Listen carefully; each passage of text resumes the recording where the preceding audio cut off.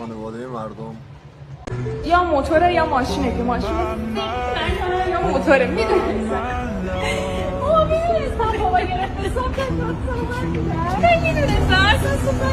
اینم خانواده ما. حسین ایدم پایه برات گرفتم همین الان 50 تومن. دو که اصلا فکرشو نکن، نمیدوی راه بری هم سریع نمیری. ببین 2-3 کیلومتر بیشتر تو ساعت نرو. گرفتی؟ ببین رفتی عروسی پسر عمومه، عروسی پسر دایمه، نمیرقصی، یزله مزله هم نمی کنی. بخواستی برقصی اول نگاه کن ببین ایدم پای پاته یا یه دم پای دیگه. فهمیدی؟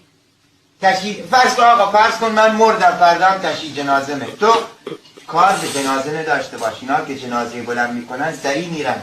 تو نرو، کارت بگن جنازه بابات اینا تو نرو، بلکه آروم برو پشت سرشون، یزله مزله هم نمی کنی. باشه بابا؟